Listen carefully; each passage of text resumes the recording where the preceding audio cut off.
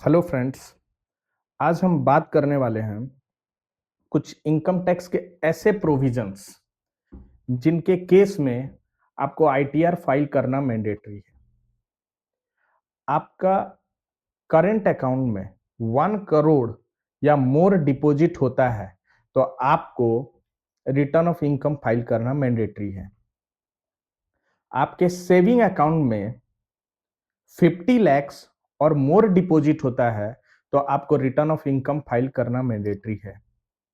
आपका एक्सपेंडिचर में electricity bill more than 1 lakh आता है तो उस केस में भी आपको आईटीआर फाइल करना मैंडेटरी है।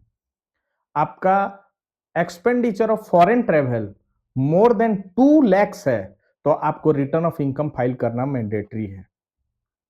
आपका टीडीएस या टीसीएस 25,000 से ज्यादा डिडक्ट हुआ है, 25 या 25,000 से ज्यादा डिडक्ट हुआ है तो आपको रिटर्न ऑफ इनकम फाइल करना मैंडेटरी है।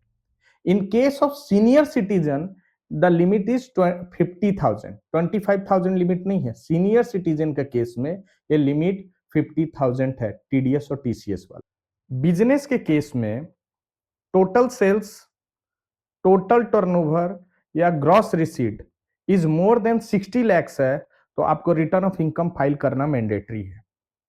In case of profession total gross receipt, जो आपका ग्रॉस रिसीट है वो मोर देन 10 lakhs है तो आपको रिटर्न ऑफ इनकम फाइल करना जरूरी है। ये समझते हैं प्रो टिप्स में कि कहां कहां आपको रिटर्न ऑफ इनकम फाइल कर लेना चाहिए। फॉरेन एसेट है आपके पास तो आपको जरूर आईटीआर फाइल करना चाहिए, इवन आपका इनकम जीरो है तो। आपका रिफंड का केस आ रहा है, उस केस में भी आपको रिटर्न ऑफ इनकम फाइल करना चाहिए, क्योंकि अपडेटेड रिटर्न आप जब फाइल करेंगे तो आपका रिफंड नहीं आएगा। थर्ड, कि जब आपका कैरी फॉरवर्ड ऑफ लॉसेस है तो आपको ड्यू डेट में आईटीआर जरूर फाइल करना चाहिए।